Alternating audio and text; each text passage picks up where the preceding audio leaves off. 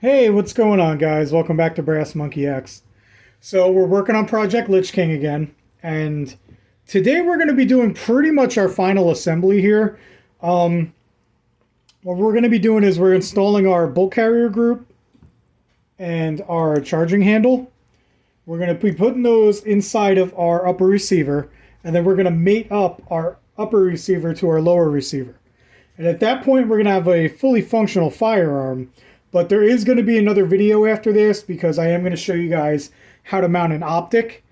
So I'm going to be putting a scope on this thing. I don't have any iron sights on it. It's just going to be scoped. So I'm gonna come back with another video to show you guys how to do that process. But for now, like I said, we're going to be installing our bolt carrier group and our charging handle.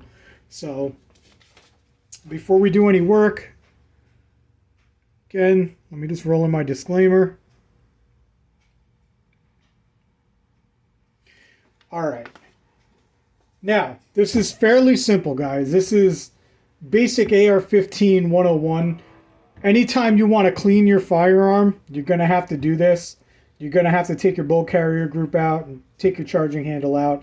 It's pretty simple. I know for most of you guys, you already know how to do this, but there are a lot of new gun owners out there who don't know how to do simple things like this. So that's why I'm doing this video series, to show every little piece of how to assemble and how to take apart an AR-15. So to start, what we're going to do is just take our upper receiver here and we'll just flip it over. Okay, it's a little easier to see what you're doing when you're working like this. Now, I guess the easiest way to say this is lube the shit out of it, guys. I like to use a lot of lubrication. So I'm just going to take my Q-tip here, take my hops number 9 lube up this Q-tip heavily, and then just get right down in here in your upper receiver and just get oil everywhere, guys. Anywhere where there's going to be contact, anywhere where that bolt carrier group's going to be rubbing, anywhere where that charging handle's going to be, you just lube it up, guys. Don't be afraid to use too much. Like I've said in the past, I don't believe in over lubrication. You can never have enough lube, if you ask me. It's just going to help the gun move a lot smoother. Alright, so we got that lubed up. Make sure you guys are hitting the feed ramps in here. Let me try and show you. It's a little hard to show you on this angle. Right down in here, the feed ramps, okay? That's where the bullet, that's where your cartridge is going to get loaded into every time the gun cycles. You want to make sure you just get a little bit of lube on the feed ramps there.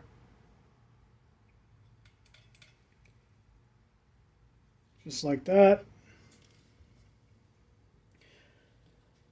Now we're also going to lube up our bolt carrier group. Okay.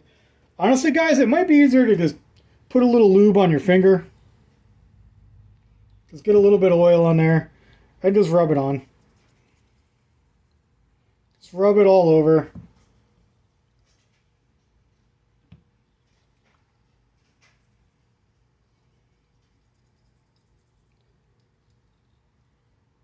Make sure you get the bolt face here. Get everything.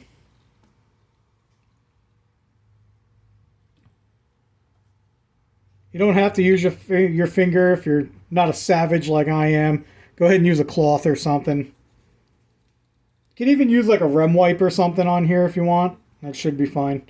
But there you go. Make sure that's all lubed up. Same thing with your charging handle. Again, I'm just going to rub it on with my fingers here.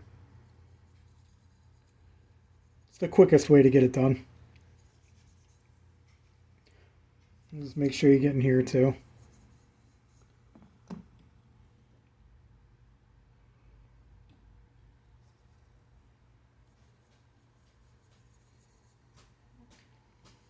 All right. Now you got everything lubed up, and if you take a look down in here, okay, this is where some people get a little confused when they're putting their bolt carrier group and their charging handle in. Now, it's a little hard to see, Trying to get the best angle here. But right about here, there's a little groove on both sides in the receiver, okay? That mates up with your charging handle. You see the little grooves on the end there? Right here? That's so that your charging handle can drop down into place. Okay, I don't know if you saw that. I'll do it again. When your charging handle comes in, it's going to drop down in those grooves and slide in that channel there. Okay, if you don't get it dropped down into those grooves, it's not going to be in the right spot. You're going to have trouble getting it in there.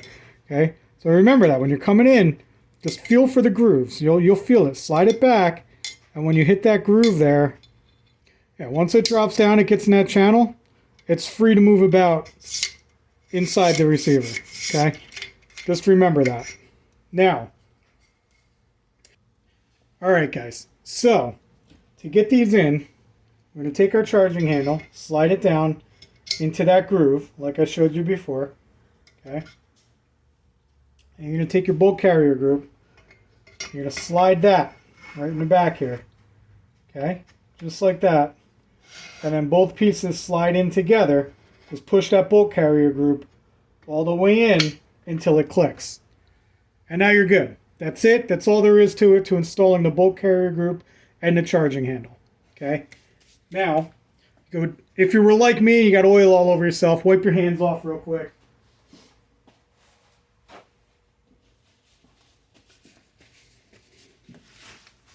You can wipe a little bit of that excess off from the outside of the gun here. Now, we're just going to mate up the upper receiver to the lower receiver. Now, to do that, we grab our lower receiver, and you got your pivot pin here in the front and your pin here in the back. Okay, you remember those from when we installed them on our lower receiver. You're going to push them from the left side. Okay, just pop them all the way through like that. Push it in and pull it out. All right, guys, so once your pins are popped all the way through, okay, what we're going to do is we're going to take our upper receiver. Okay, we're going to put it on our lower receiver. You see those lugs there? Here and here. Okay, this one goes in the back, this one goes in the front, and our pins are going to go through there. That's what's going to hold the upper receiver onto the lower receiver. Okay, so we pop this on, just like that. And then we go ahead and push our pins through. There's our rear pin. And, all right, we got our rear pin in. And then we go ahead, and sometimes it takes a little force, guys. You got to really push on it.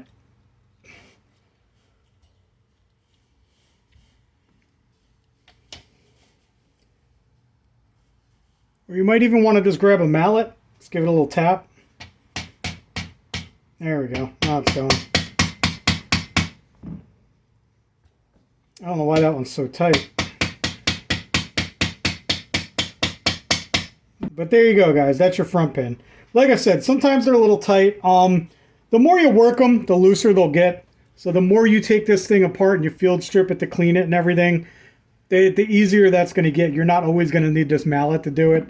This one's real tight though. But like I said, you could always put a little extra lube on there. And the more you work them, the more you use them, they're gonna loosen up a little. But that front one was real tight on this for some reason. Yeah. But there you go, guys. That's all there really is to it. Our firearm is pretty much assembled at this point. It's actually usable. I do not have sights on it though. Like I said, I'm going to be putting a scope on here. So in my next video, I'm going to show you guys how to mount the scope and how to do all that.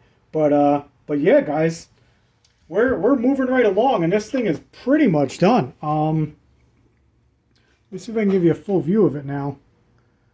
And it's almost finished state. Looking pretty good if you ask me, guys. I'm really digging it.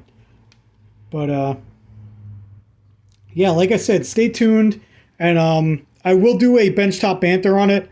I'll go over all the different parts that we used, I'm going to go over how much everything costs, what the total price was, including with the tax and shipping and everything.